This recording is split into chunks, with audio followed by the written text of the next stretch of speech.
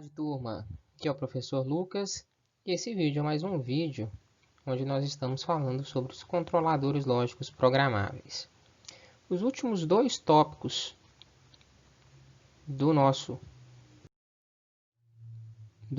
quinto módulo, né, que são temporizadores retentivos e temporizadores em cascatas, eu decidi fazer na forma de um vídeo gravado mais curto, tá?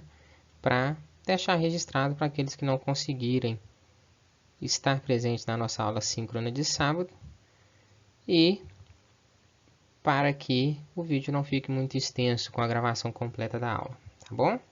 Então a gente vai fechar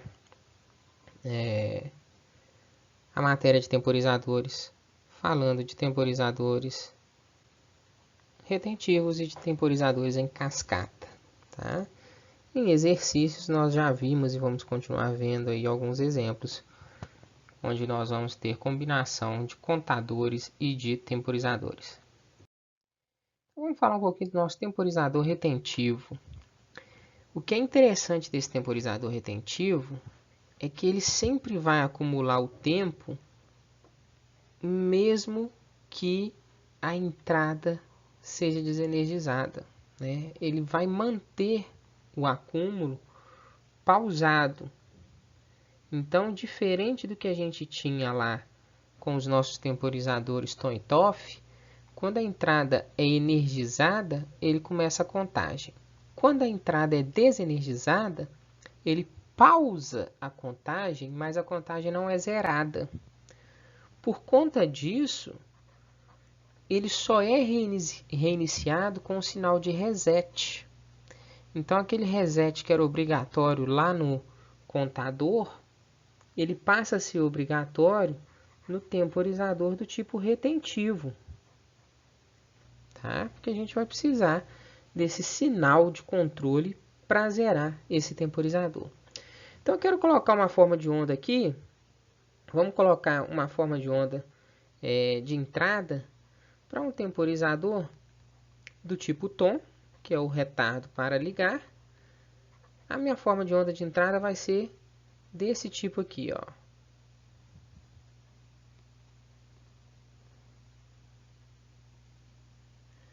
Em que o tempo pré-programado está expresso por este período. A minha saída Q, né, ou DN, né, vamos utilizar DN, que DN é o que é a nomenclatura que a gente tem utilizado de padrão aí no material que nós estamos seguindo. Tá? Então, nesse ponto aqui, ele começa a contar. Mas percebam que esse espaço de tempo é menor do que o tempo pré-programado. Então, ele se mantém em zero.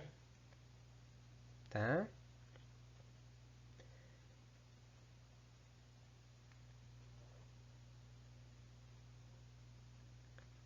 Quando está em zero, se mantém em zero.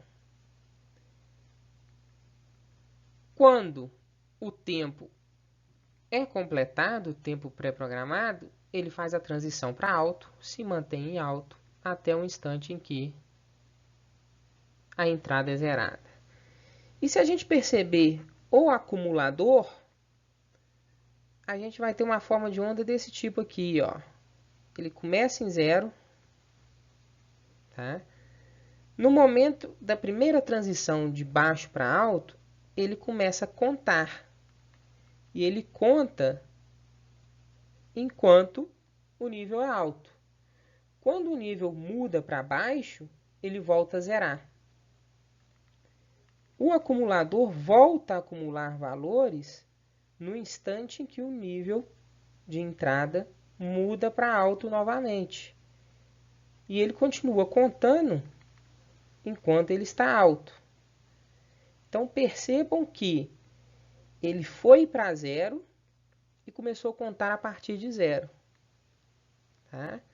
Enquanto ele se mantém alto depois de ter atingido o valor objetivo, aí depende do modelo. Tem alguns que pausam a contagem ali, outros modelos vão simplesmente continuar contando. No momento em que zerou de novo. Se eu for fazer a mesma forma de onda para um temporizador retentivo, representado por RTO, né? Então, temporizador do tipo retentivo é o temporizador RTO. Eu vou tentar fazer aqui, ó, entrada bem similar. Uma primeira transição de baixo para alto, alto para baixo, que não vai ser suficiente, e uma segunda transição mais prolongada, tá? Vou fazer aqui primeiro a forma de onda do meu acumulador. Meu acumulador, vamos só traçar os pontilhados de referência aqui das transições do sinal de entrada, que facilita a gente traçar um diagrama de temporização. O meu acumulador começa em 0. No momento em que a gente tem a transição, ele começa a contar.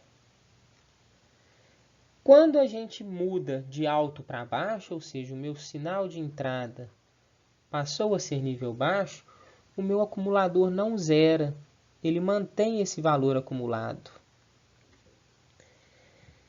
No momento em que meu sinal de entrada transita para nível alto novamente, o valor acumulado continua a ser incrementado a partir do ponto em que ele parou.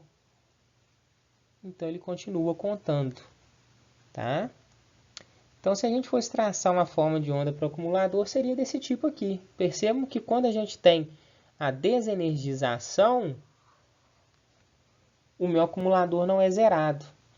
E se eu tivesse um T igual do primeiro exemplo, o meu sinal de saída seria 0 aqui, continuaria 0 aqui, só que ele ia energizar no começo da segunda onda.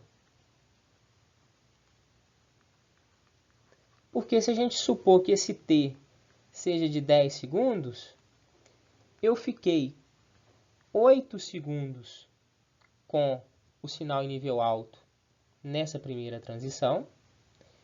E depois de ter passado mais 2 segundos, completaram-se os 10 segundos necessários. E o valor pré-definido foi atingido. A única forma de zerar essa saída, consequentemente, o acumulador, é através de um sinal de reset. Então a gente só consegue reiniciar a temporização desta forma de onda através de um sinal de reset, tá? A gente sempre vai pensar em temporizador retentivo com retardo para ligar, tá bom? A maioria das aplicações dele são temporizadores retentivos com retardo para ligar, tá? Então a gente não precisa pensar em temporizador retentivo do tipo TOF. Isso daí é um negócio que é mais raro, não se utiliza muito, não tem muita aplicabilidade, beleza? Ele sempre tem que ter reset. Tenho isso sempre em mente. Se é retentivo, tem reset, porque a única forma de reiniciar a contagem de tempo é através do reset. Então aí, ó, um exemplozinho básico nosso aí, com o nosso bloco de temporização. Eu tenho aqui endereço, sempre vou ter base de tempo e o pré-ajuste, tá? O reset é feito através do botão PB2, que é reiniciar, e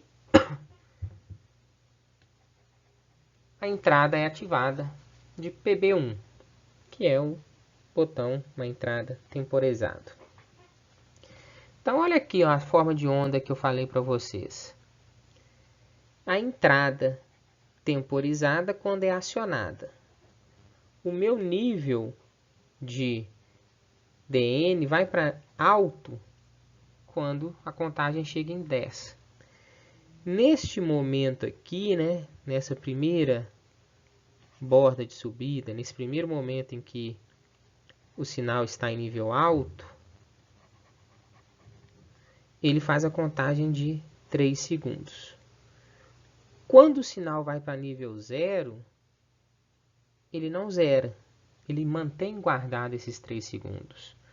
E no segundo momento em que a forma de onda faz a transição de baixo para alto, ele reinicia a contagem de onde ele parou, a partir do 3. Então, ele reinicia a contagem 4, 5, 6, 7, 8, 9. No momento em que ele chega em 9, ele liga a saída.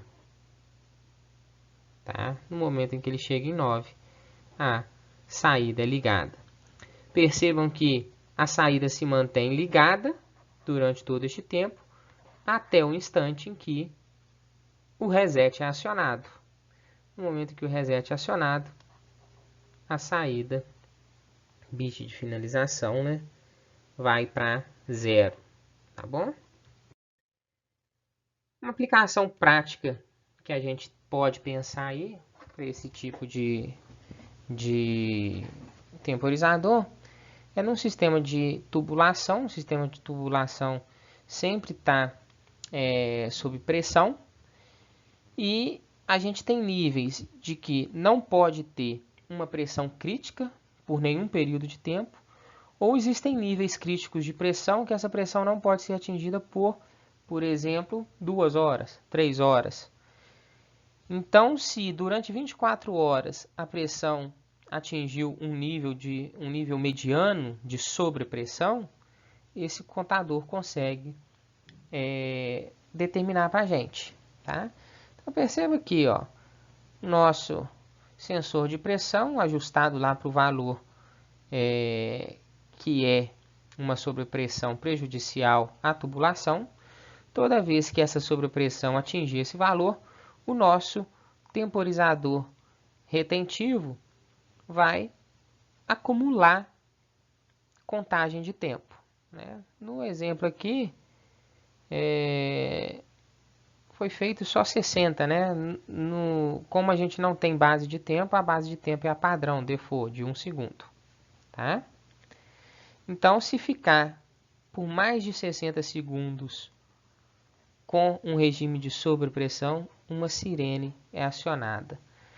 É mais ou menos, eu não sei se vocês estão recordados, a turma do que fez a apresentação de vibração, de ruído, né? Desculpa, de ruído, lá no trabalho nosso, apresentou esse problema, né? Do ponto de vista de segurança do trabalho. A pessoa não pode ter um tempo de exposição a um determinado valor de ruído. Só que não tem como controlar isso, né? Tem, né? Mas não se controla isso. Então, basicamente, o que a gente está fazendo com o sistema de tubulação aqui é esse controle cumulativo de tempo ao qual o mesmo sistema de tubulação está exposto a sobrepressões em períodos alternados. Tá? Mais um exemplo para a gente aí, ó. Esse exemplo aqui usa um TOF com retardo. Tá? Então é interessante a gente pausar nesse vídeo aí que vocês entendam esse exemplo com calma, tá bom? É uma aplicação industrial, tem uma máquina com um eixo grande de aço, esse eixo suportado por rolamento de rolete, e ele é acoplado num motor de alta potência elétrica. Esses rolamentos vão precisar de lubrificação, e essa lubrificação é feita por uma bomba. Então, basicamente, a gente tem aqui temporização para identificar o tempo de funcionamento dessa esteira, desses rolamentos, e, consequentemente, acionar a nossa bomba de lubrificação. Eu tenho um outro temporizador com retardo para ligar, né, que indica o tempo de funcionamento da bomba, tá bom? Então, tempo de retardo para a partida do motor, é o primeiro temporizador. Tempo de retardo para desligamento da bomba, é o segundo temporizador. E o meu terceiro temporizador é um tempo de funcionamento da bomba, tá? Então vale vocês pausarem e tentarem entender esse esqueminha com calma, tá bom? Eu vou finalizar a parte de temporizadores retentivos, para a gente não ficar com um vídeo muito extenso, já vamos atingindo aí 16 minutos. E no último vídeo eu vou falar um pouquinho sobre temporizadores em cascata. Até lá, tchau, tchau!